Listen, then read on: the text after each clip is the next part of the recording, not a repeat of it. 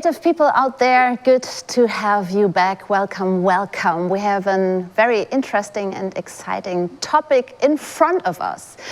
The next half hour is about variable fonts. And we have wonderful guests with us to give you a quick jump in to the topic. Variable fonts offer endless possibilities for creativity on one hand, and on the other hand, they raise some questions.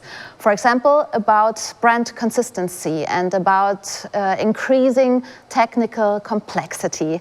And I'd like to discuss this with three exciting and very nice guests in the panel. I'd like to give a warm welcome to Jessica Krier. Jessica is in Munich and she's the design director of KMS team.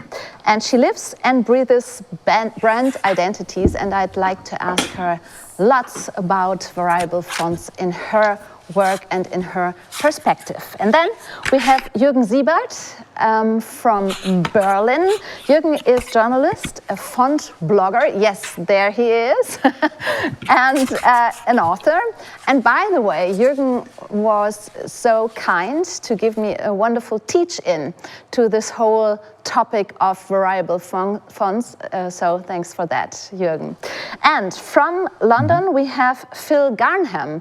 He is the Senior Creative Type Director of Monotype in London. He's a yogi, by the way. And Phil is going to give us a first introduction to the whole topic of variable fonts. Here we go, Phil. Thank you so much. So I'll just share my screen. Can you see that? We can. Excellent. So hi everyone, and thank you so much for inviting us to talk variable fonts. There's been so much hype, so many people, just saying how great they are, how we can use them to make better creative projects. But still, 4 years after the technology actually launched, I think designers and brands are still wondering, why they should really care about them. They carry this air of complexity when actually they're very easy to use. So the aim here is really to briefly talk about variable font technology and hopefully explain what a variable font actually is.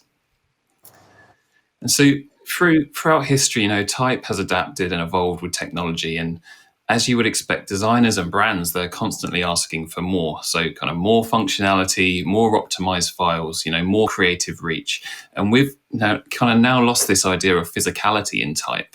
Type today is data. And one manifestation of variable type data is the Instagram bubble you see here. And as designers, we are playing with type more than ever before.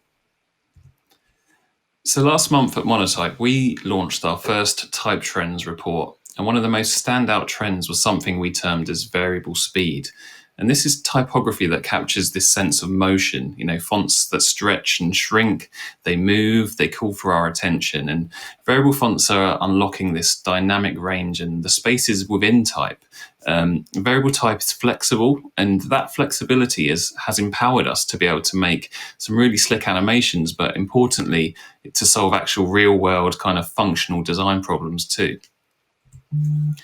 And for years, we've seen the web moving towards this fluid, kind of adaptive and responsive design. And the digital acceleration of the past year has firmly put brand identity in motion. And now fonts can play kind of a huge role in agile brand systems too. So what are variable fonts? A variable font is a single font file that contains multiple font styles. So as designers, we are accustomed to using kind of individual static font files for each style. But today we can optimize and compress a full font family inside one variable font file. And we have this ability to make this file dynamic too. So this gives us this idea of font variation, and it brings type closer to the world of adaptive branding. And for brands moving to variable type, there are some really kind of nice, easy, kind of immediate wins. Variable fonts are intelligently compressed fonts. That means that more font styles that you use, the smaller the font size. And because this is a singular file, your website will only have to make one network request. So this leads to much faster loading web pages, and it diminishes the web font performance issues that we've known in the past, especially on mobile connections. So let's have a look inside a variable font. And there are three aspects that you should know. We have the masters, we have instances, and we have axes. So masters live at the ends of the font's axes. They are kind of the extreme edges of the design. But we also have to define the font weights in between these masters. And these font weights, for type designers, they're known as instances. And these are blends that kind of are defined between the masters. And they're the font weights that you see in the font menu. The third component of a variable font is its axes. And we've just looked at the weight axes, but, we can make any kind of axes. The only limit is our imaginations. And the more axes that we can put into a variable font, the more you can adjust sliders and blend axes together to create these kind of unique instances of a typeface. And this powerful technology, it can really help to solve practical design problems, but it can also enable us to innovate and create more expressive uses of type in brand. And as you can see here, the options for instances are huge. Variable fonts, they really can let you choose anywhere within a range. And in the Monotype studio, we've been kind of experimenting with custom axes. We've been looking at outlines and shadows and inlines and serifs and swashes.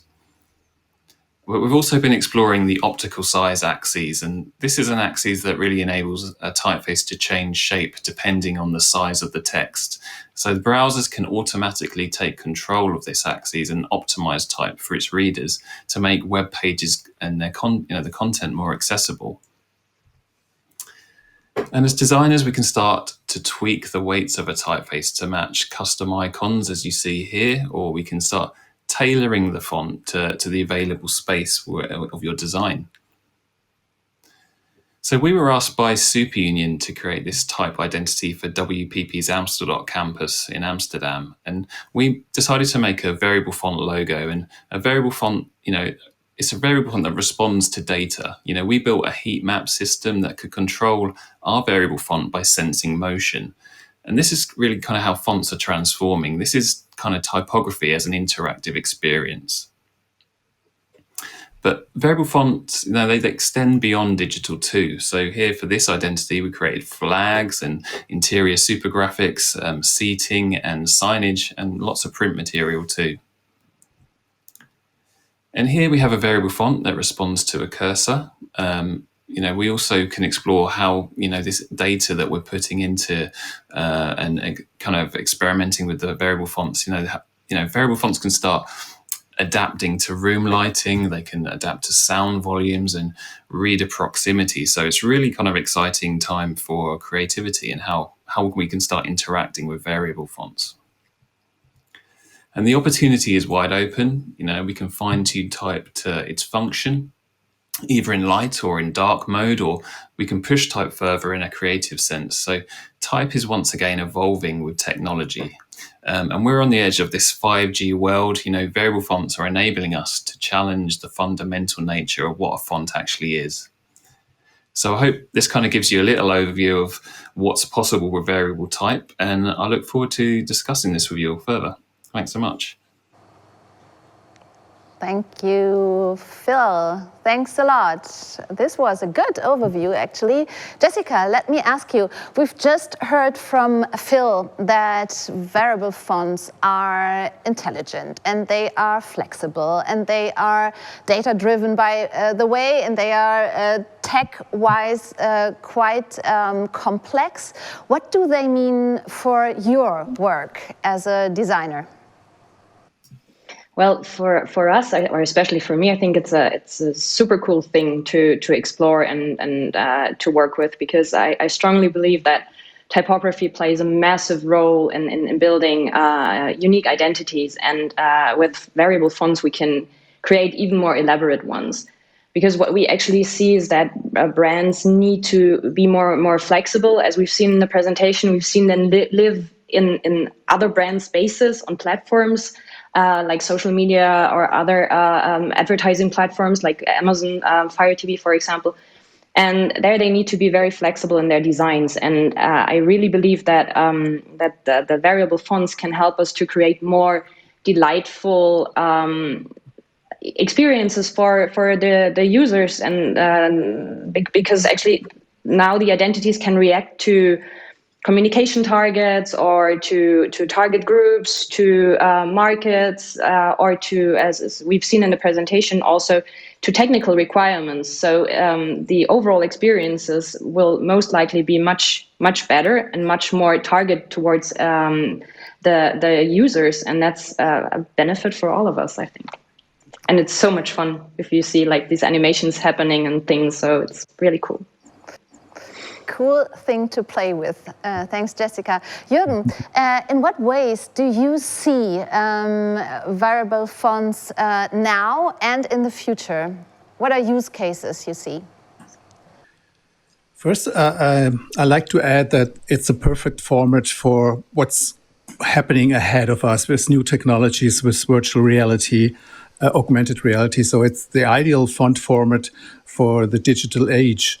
And this is really fantastic, and I'm happy that we are so far and in really fast speed that we have those fonts, that we have the format, and all the big tech companies are following this format, so they are already available and visible in the browsers and in operating systems and those things. And so I'm really looking forward to. So I think the main important thing is that you can address them, so they are intelligent. So that means that you can put either in code some commands how these fonts should react on a website, on a large screen, on a small screen, and they also can react on let's say on light or on sensors. We all have smartphones in our pockets with 9 to 12 sensors. And those variable fonts, they can react if we are in the dark, if it's raining, if we're moving with fast speed and we want to read. I don't know, the possibilities are endless. Great. Phil, what kind of experiences do you have with, for example, global brands using variable fonts?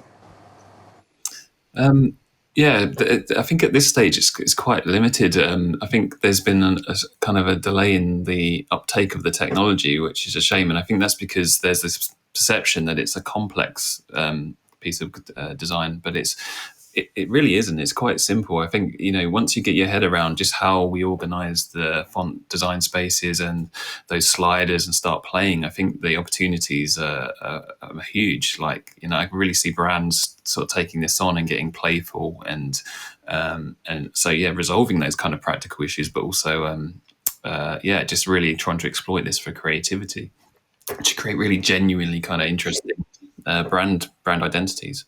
Right, Jürgen, you told me about you told me about Audi, for example, and their new logo or CI. What can you tell us about it? Yeah, I will in a minute. First, let me add international. You talked about international branding and international brands, and if we think about non-Latin languages, I think variable font can deliver really, really much more power. Because the font format is so compact and so light, so that the digital footprint of variable fonts are really light, and this helps to communicate, especially with Asian languages like Chinese and Japanese, when you have more than 26 letters to operate with. This is interesting with Audi. They recently have updated their corporate design. And they used the variable font technology not for letters or glyphs, but for their logo. So the Audi logo now is available in different weights, from, let's say, hairline to black. And this shows the company, I think, in a really a direct way that the Audi brand wants to become much more adaptive and variable. And this could have various reasons. Some are technical. Some reasons are for technical things. Some are, if you want to say something quiet, then you took a you make a small logo with light weight, or if you want to be loud and bold, you use a heavier weight. So this is an interesting thing, and the good thing is you can download it. Everybody can download it because the corporate design assets from Audi, including the fonts and the logo, they are open source. So I feel everybody. I like to invite everybody to go on their website, download it, and play around with the rings, the Audi rings. Okay, will do. Thank you, Jürgen. Jessica, I've said that you are very much into the whole area of brand identity. If you talk to brands, what are the hurdles to actually go into this whole variable font direction? Well, I think actually there aren't any at this point in time, because it's just a matter of suggestion and of having good arguments, because as we've heard, it's a massive chance to be more efficient also in digital, just like very frankly speaking, and brands are very open to that normally. So we can reduce loading times massively. And as we've heard, it sounds difficult, but it's actually not. So I think it's rather that there was some delay in like ramping up the technology.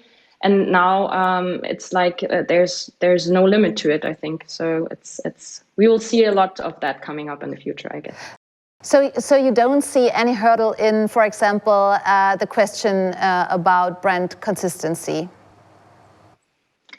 No, because I think that if a typographic identity is done well, it is robust enough to work with it, and it's actually embracing the whole thing. So it's not contradictory, but it's actually the nature of the whole identity can be this flexibility, and can be the way that typography is used, even how it's animated, etc. So this is all part of the identity. We are not living in a time anymore. We have this one static logo, and this is it. We need so much more brand assets to define an identity. And typography is a very, very big player in that field. Phil, we've talked a lot about this digital space and variable fonts. How about packaging, for example? How about editorial spaces to use this technology? What do you think and suggest?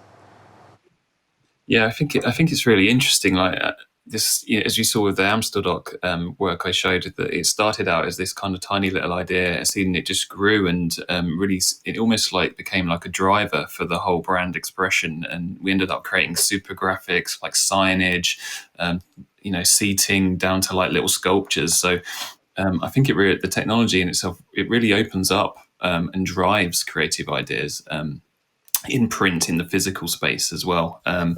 I think anyone using type, no matter what medium it is, variable fonts really solve spatial issues. So if you're working in packaging and you've got a certain amount of space to work with, then you can start dialing in the typeface so that you can get that more economical but still easy reading kind of experience on a packaging environment. But there's also kind of benefits around accessibility. You can imagine like newspapers, editorial kind of designers dealing with small columns of text and having to really just dial in or tweak the design for a certain user group as well. So I think that the opportunity here is huge for all mediums, not just digital. But I really like what Jürgen was saying about Audi and the logo that flexes as well. And that's something I explored with O2 on our recent rebrand as well. And we were talking about how their logo could shape shift and kind of change weight just with sound for their kind of music venues. So it's a really exciting time. Great. Jürgen, what was the first time you've had your first touch point with variable fonts? The first touch point, I think, was the announcement of the variable fonts 3 years ago at the A-Type Pi conference. And then we immediately, at that time I was at Monotype, and we reacted on it, and we made a type technology conference called Typo Labs. And we discussed it from day one, from the first hour. It was a really hot topic. But let me add some functionality of variable fonts that maybe are not so visible, like, an Audi logo that is light or bold. It's the compensation. functionality of variable font.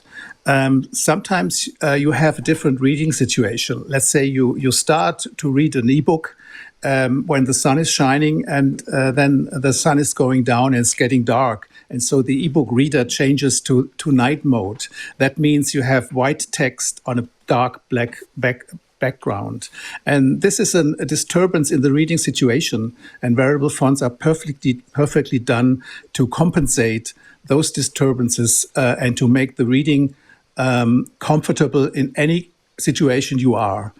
And I imagine really great steps forward to deliver us always the best reading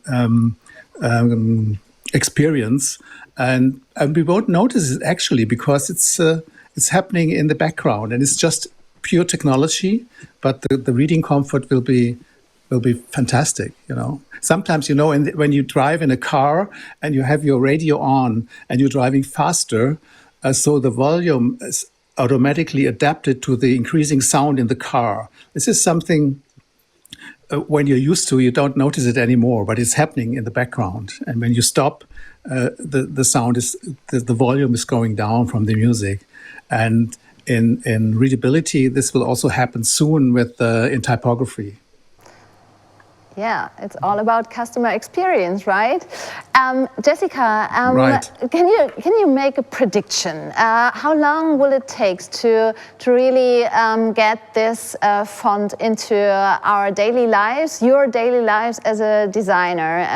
You mentioned it took a while to get this on the ramp, and now what is your prediction? What is it going to? How long will it take? And what will it take to really have this in our daily experiences?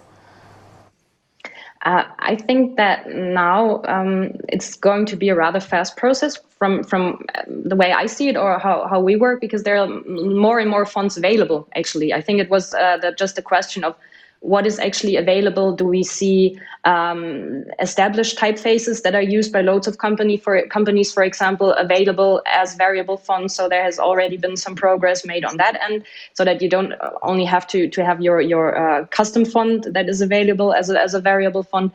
So I think, as Jürgen has said, Audi already works with it, and a lot of other companies will most likely follow within this year. Actually, I think so. It's there practically. So I don't think it's in the future. So it's right now, instantly. Phil, what does those kind of technology means for Monotype? Is it disruptive in a way? No, I don't think so. I think we've got such a rich heritage of typography, and with in a way that we have all these kind of great typefaces, the iconic designs and we've been managing them for years.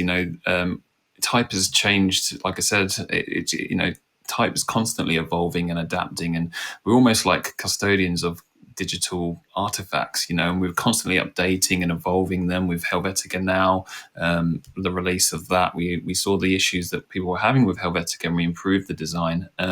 So we're just constantly evolving. That's just part of the design process and bringing things up to date. So it's really exciting for us because we get to, as a studio, as a creative team, we get to explore kind of new designs and really push things into places that we've never been before. But we also get to work with the classics and think about how we can optimize them and make fonts that our customers and designers are asking for.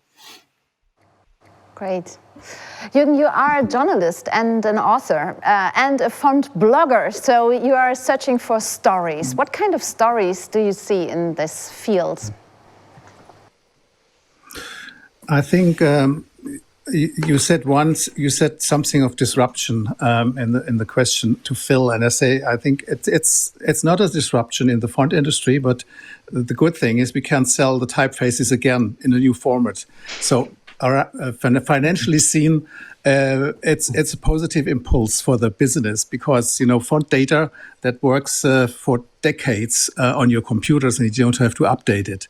But on the other side, there's a lot of work to do. You just cannot take a Garamond or a Times and make it variable. You have to redraw every letter, because otherwise you cannot build this access. And so it's a lot of work, but also it's good to take care on your heritage and to decide what of the fonts have future and what should be published first. So this is I think an interesting thing that's happening. Yeah, let me add another thing. You always, if you have a new technology, you always are looking for a kind of a killer app or a killer use case to make it popular, the new technology. And I'm really happy that Audi did this step. So because other brands are looking what they are doing, and so now we have those killer use cases we can point on. And I think, like Jessica said, a lot of other brands will follow, and we will see new and interesting things. Jessica, at KMS team, what are your experiences and maybe your experiments with variable fonts, and what are you trying out? Where's your creativity in this field? Well, actually, we've been in the back, everyone has been waiting for it. So the technology was announced a few years ago. So everyone was just really being very excited and closely watching what is possible, and also some small foundries who came up with variable fonts to try out. So we've had a lot of experiments going on in the back, and now we're really exploring a lot what it can do for identities for big companies, and also for our own identity, actually, how we can apply it for us in digital space. And we'll see some interesting things for us coming up in the future. But I was told it's not yet ready, so we have to wait till June for some experiments from our end. Okay, sounds exciting. Phil, Jürgen just said that there's going to be lots of work because of those variable fonts. How is your perspective on that? Is it a good thing or a bad thing? I don't think any of us in the studio minds work. We enjoy it. It's fun. It's type, so we enjoy that, and it's not huge amounts of work. I think what's kind of exciting for us is kind of the trend aspect, and where design is heading, and trying to pick out those kind of designs that are really going to benefit the most from this technology. So I don't really see it as work. I see it as an opportunity to be involved in kind of some big kind of typographic history. So I'm quite excited about that. Work's good. I like work. Very good. Jürgen, let me ask all of you the last question. Is having more opportunities, like with those variable fonts, is it a good thing, or is it maybe in some cases not only a good thing? Jürgen, start, please. I think it's always good you have a choice, and if you're not able to find the right thing in your job as a designer, for example, then I think you're not a good designer. So the choice is unlimitless, and pick up the right weight or font that is fulfill the purpose you are working on. You're working, yeah. Great, thank you, Jürgen. Jessica, same question. Good having more opportunities, or not always good? I think the great thing about this technology is that it kills two birds with one stone. So it has loads of options for designers, but at the same time, you can automate it so that it technically makes the right decision without anyone interfering with it. So you can leave some stuff to the pros to experiment, or to whoever wants to experiment. And on the other hand, it's super easy to handle, and no one has to decide in the implementation, do I need to take this one or that, and make a wrong decision, because you can actually program it. So I think that's super cool. Sounds super cool. Phil, what do you have to add? Good to have more opportunities, or not always good? It's a good question. I think with greater choice comes greater responsibility. I think brands are going to have to start really trusting their creatives a lot more to get things right, and understand that, as visual people, we do understand hierarchy and balance and context, and we can make these decisions. So I think it's a good thing. It enables creativity, and I think as we've said before, it's not really about. We're not going to lose that sense of cohesion from brand. We've got the structure, the skeleton, the letters. It's about just providing more choice and empowering designers to really make the best decisions for brands. So it's a good thing. I love it. Yeah, I love it. Thank you so much. Thank you, Phil in London. Thank you, Jürgen in Berlin. And thanks very much, Jessica in Munich, for your participation on our panel about wearable fonts. Thank you for watching. Thank you so much. Thank you. I'd like to point out that there is the award show of the ADC Festival at 5 p.m. live on YouTube. So join us there and have a wonderful time. We see you. Thanks a lot. Bye-bye.